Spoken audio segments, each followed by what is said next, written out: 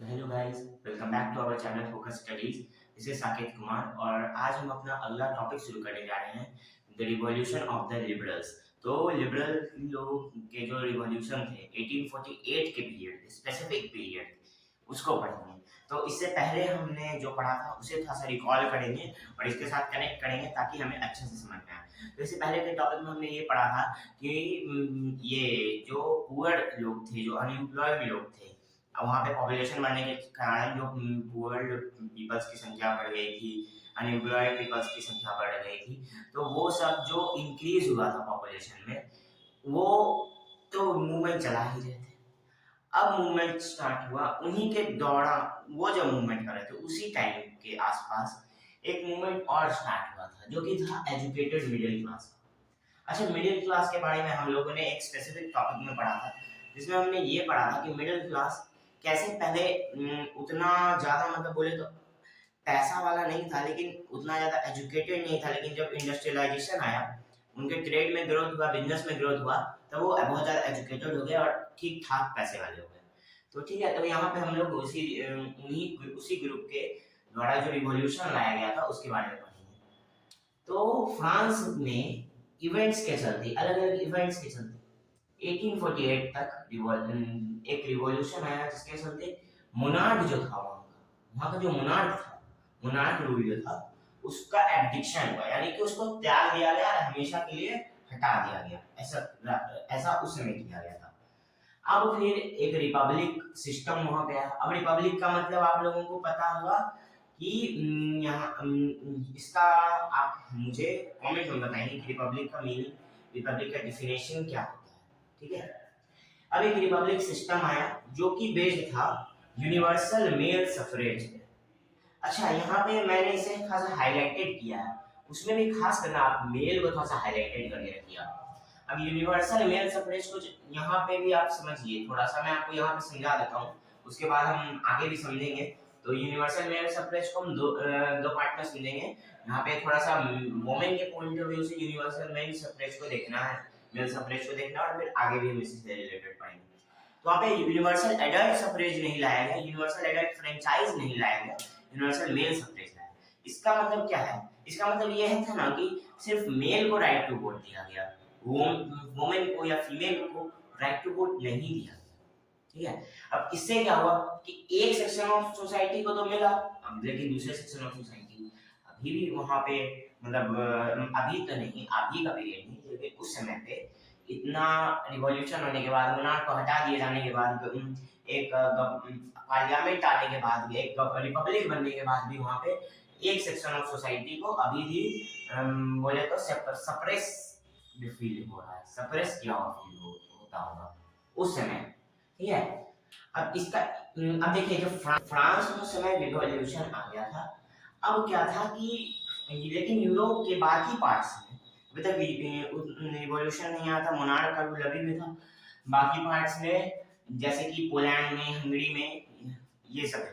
ठीक है, अब यहाँ पे यूरोप में उसके चलते इफेक्ट क्या पड़ा? तो यूरोप में साफ से इफेक्ट ये पड़ा कि अलग ज्यादातर जो ये लिबरल मिडिल क्लास या मिडिल क्लास के ग्रुप के जो लोग थे, वो रिवॉल्यूशन के मांग करने लगे, वो लोग प्रोटेस्ट करने लगे, वो लोग ट्राई करने लगे कि किसी भी तरह, जब फ्रांस, देखिए खरबूजे को देखकर खरबूजा रंग बदलता है कि नहीं, ये तो कहावत आपने सुनी होगी।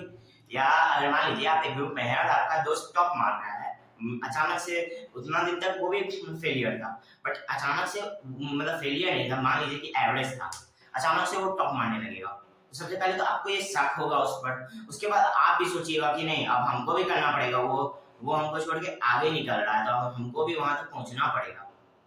थोड़ी सी जेलसी इसको कह सकते हैं। और थोड़ा सा सोच सकते हैं कि यही तो डेवलपमेंट का रास्ता होता है ना, कि एक को देखकर अगर आप डेवलप कर रहे हैं तो वो भी एक तरह का डेवलपमेंट ही हुआ। डेवलपमेंट होता है। अब आप भले ही उसे पीयर प्रेशर में करें या किसी भी तरह से करें, लेकिन डेवलपमेंट आ रहा है, हमें सुधार आ रहा है, भले वो दूसरे को देखने के चलते आए, बट वो सुधार है। तो उसी तरह से यहाँ पे भी हुआ। अब तो यूरोप के बाकी जगहों पे, बाकी यूरोप के अलग अलग, अब उसमें तो नेशन स्टेट्स तो था नहीं, जो छोटे छोटे टुकड़े थे, वहां पे भी लोगों की डिमांड होने लगी कि हमें नेशन स्टेट्स चाहिए, हमें खुद का पार्लियामेंट्री सिस्टम चाहिए जिसमें कि हमारा खुद का पार्लियामेंट हो, खुद का कॉन्स्टिट्यूशन हो हमारे। अभी हमने देखा कि इसका इफेक्ट क्या पड़ा यूरोप पे इफेक्ट क्या पड़ा फ्रांस में रिवॉल्यूशन आने के बाद, कि सभी लोग अपने नेशन की यूनिटी का मांग करने लगे और सभी लोग चाह रहे थे कि किसी भी तरह से हमें पार्लियामेंट्री सिस्टम मिल जाए। ठीक है, अब हम पढ़ेंगे जर्मनी का केस कि जर्मनी में क्या हुआ। अब यूरोप को तो पूरा एज ए कॉन्टिनेंट हम देखते हैं ना, तो कॉन्टिनेंट के बेसिस पे तो हमने देख लिया अलग अलग कंट्रीज में क्या हुआ। अब एक पर्टिकुलर कंट्री में देखते हैं क्या हुआ, जो कि है जर्मनी। अब जर्मनी का केस को थोड़ा सा ध्यान से पढ़िएगा, क्योंकि जर्मनी ना मतलब एक कहे तो ये पढ़िएगा तो थोड़ा बहुत एकदम थोड़ा सा आपको आगे भी पढ़ने मिलेगा तो समझ में आएगा, अगर आप 10th के बाद लेंगे ह्यूमैनिटीज तो। ठीक है, अब case of Germany, many political associations whose members were middle class and gathered in Frankfurt and decided to vote for all German national assembly। अब यहाँ पे क्या है कि अलग अलग पॉलिटिकल एसोसिएशंस क्या किए, एक साथ आना शुरू किए, गैदर किए, और और यहाँ इसके जो ज्यादातर मेंबर्स थे वो मिडिल क्लास थे। अब यहाँ पे जो मिडिल क्लास थे ना, ऐसे वैसे मिडिल क्लास नहीं थे, ये बहुत ज्यादा हाईली एजुकेटेड एक अच्छे सोशल बैकग्राउंड से आने वाले मिडिल क्लास थे। कोई आर्टिस्ट थे, कोई मतलब अच्छे अच्छे लेवल पे थे। ठीक है, अच्छे कोई बहुत ज्यादा एजुकेटेड थे, तो ऐसे ऐसे ऐसे लोग थे मिडिल क्लास के, और वो डिसाइड किए to vote for all German national assembly. यानी कि वो लोग क्या किए कि ऐसा सोच लिए कि हम लोग एक जर्मन नेशनल असेंबली बनाएंगे और वहां पे वोट करेंगे उसके लिए फॉर्मेशन के लिए। ठीक है, अब इसमें ना टोटल 831 इलेक्टेड रिप्रेजेंटेटिव्स को इलेक्ट किया गया। 831 इलेक्टेड रिप्रेजेंटेटिव्स, यानी कि 831 रिप्रेजेंटेटिव्स को इलेक्ट किया गया।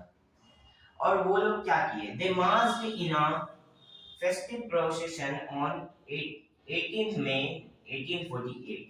यानी कि वो लोग मार्च किए, एक मार्च निकाले, एक फेस्टिव प्रोसेशन निकाले, इसमें जो कि हुआ 18th मई 1848 में। ठीक है, अब इसके बाद क्या हुआ, व्हेन डिस्प्यूट्स ऑफर्स, अब डिस्प्यूट्स यहाँ पे थे जो उसके जो ये जो असेंबली बनाई गई इसके जो बड़े लेवल पे जो लोग थे वो डिस्प्यूट्स थे, वो ऑफर किए क्राउन को, the crown on these conditions to Frederick William for the king of Prussia. यानी कि इन्होंने जब ऑफर किया क्राउन को, क्राउन मतलब वहां पे इसकी अब यहाँ पे क्राउन का मतलब यहाँ पे जो जर्मनी बनाई गई है उसकी क्राउन को जब विलियम फ्रेडरिक फोर्थ को ऑफर किया इन्होंने कि बनेगा तो कॉन्स्टिट्यूशनली, यही कंडीशंस लगाए उन्होंने कुछ कंडीशंस लगाई थी, इसमें से एक कंडीशन ये था कि भले ही हमारा जो जर्मनी एज अ नेशन बनेगा वो भले ही एक मोनार्क के अंदर होगा, फ्रेडरिक विलियम फोर्थ किंग जिसको कि ऑफर किया गया था क्राउन सॉरी, उसके जैसे किसी मतलब अगर किसी भी मोनार्क को दिया जाएगा तो उस पर कंडीशन लगा था कि डायरेक्ट मोनार्क रूल नहीं होगा, एब्सोल्यूट मोनार्क नहीं होगा, कॉन्स्टिट्यूशनल मोनार्क होगा। ठीक है, और ये फ्रेडरिक विलियम फोर्थ थे कौन, ये फ्रेडरिक विलियम फोर्थ थे किंग ऑफ प्रूसिया।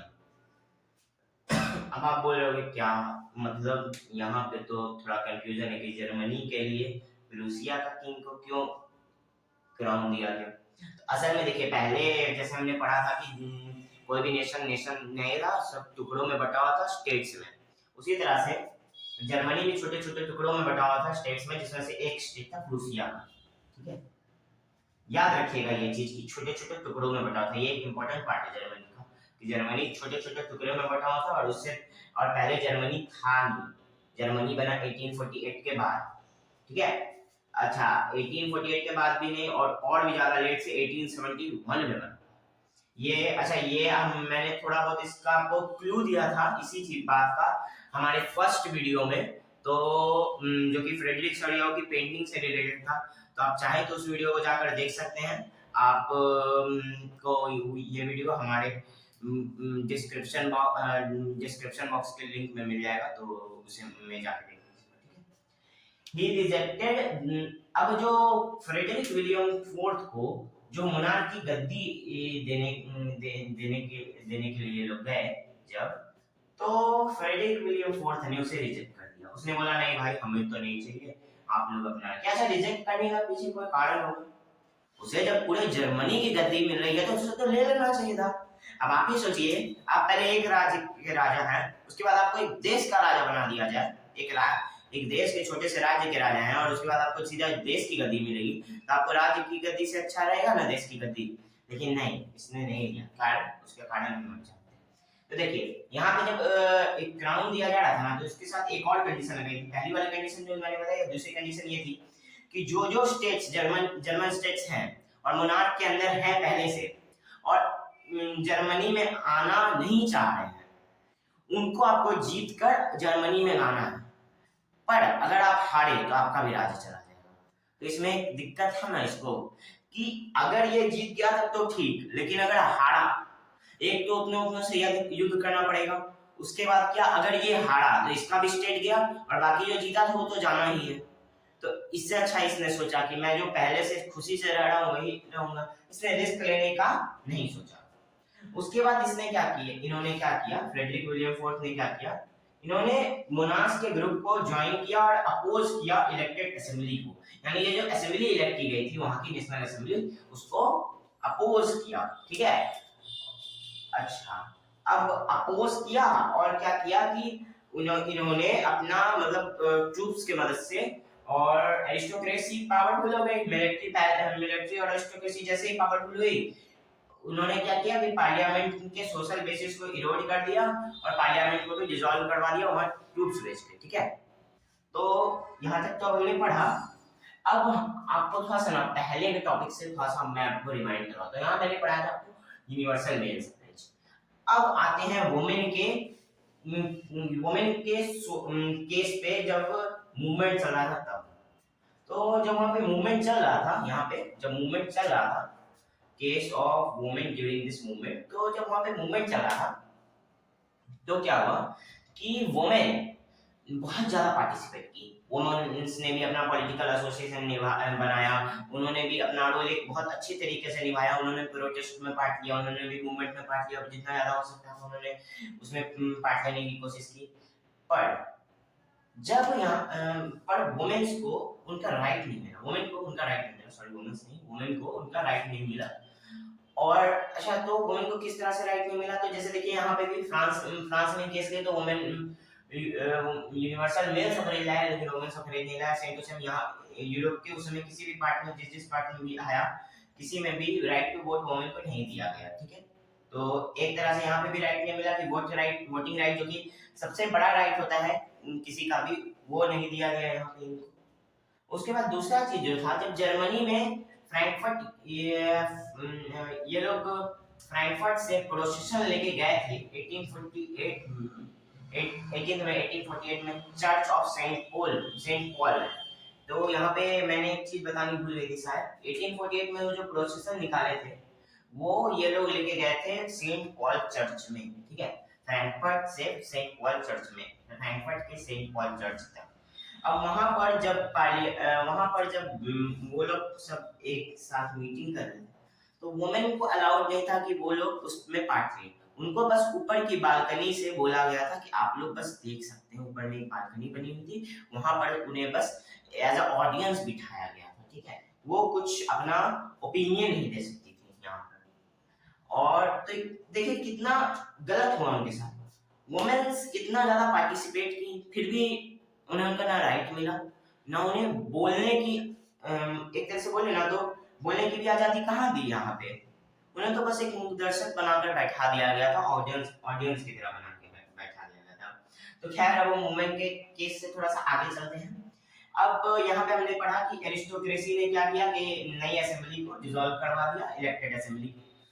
अब क्या नया जो अब फिर से जो एरिस्टोक्रेसी को फिर से स्टेब्लिश करना पड़ेगा, और क्योंकि असेंबली तो बना था ना, असेंबली को हटाया, फिर से वो ग्रो किया एरिस्टोक्रेसी, और जो कंजर्वेटिव था तो कंजर्वेटिव्स फिर से ग्रो किए। बट अब जो पुराना वाला सिस्टम था ना वो नहीं ला पाए, उन्हें क्या करना पड़ा, कुछ चेंजेस लाना पड़ा। और चेंजेस लाकर उन्होंने अब चेंजेस किस लिए लाए, चेंजेस लाने का कारण, तो देखिए उन्होंने देखा कि अब अगर हम चेंजेस नहीं लाएंगे तो और ज्यादा रिवॉल्यूशंस होंगे हमारे खिलाफ, और ज्यादा हमारे खिलाफ प्रोटेस्ट होंगे, मूवमेंट चलाए जाएंगे, जिससे कि हमें फिर हटाया जा सकता है। तो क्यों ना ऐसा करें कि हम इन्हें छोटे छोटे लालच देकर अपना रूल बनाए रखें।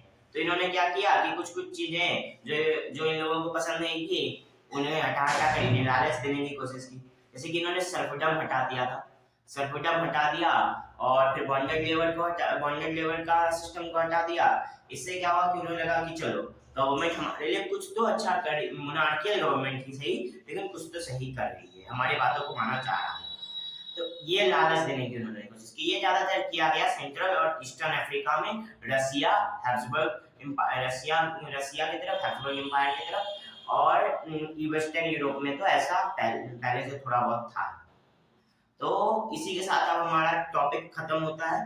अब इसके बाद हम जैसे अभी प्रूसिया के बारे में थोड़ा सा हमने पढ़ा, जर्मनी के बारे में हमने थोड़ा सा पढ़ा, अगले टॉपिक में हम पढ़ेंगे कि कैसे जर्मनी में रिवॉल्यूशन आया, जर्मनी में यूनिफिकेशन हुआ, और फिर जर्मनी कैसे प्रूसिया कैसे फिर आगे चल के जर्मनी बना, कैसे इन्हीं फ्रेडरिक विलियम फोर्थ के बेटे ने उसकी मदद की प्रूसिया और जर्मनी की एक नेशन बनी। ठीक है, तो thanks for watching focus studies.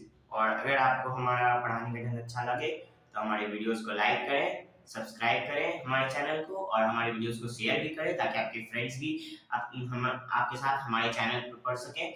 और अब हमारे चैनल पे हम नोट्स भी प्रोवाइड कर रहे हैं, उसका लिंक आपको हमारे डिस्क्रिप्शन बॉक्स और हमारे कमेंट बॉक्स में मिल जाएगा। अभी हमने फिजिक्स के इलेक्ट्रिसिटी चैप्टर का नोट्स दिया है, और किसी चैप्टर और हम धीरे धीरे नोट्स ऐसे ही प्रोवाइड करते रहेंगे। सो हमारे साथ जुड़े रहिए। Thanks for watching.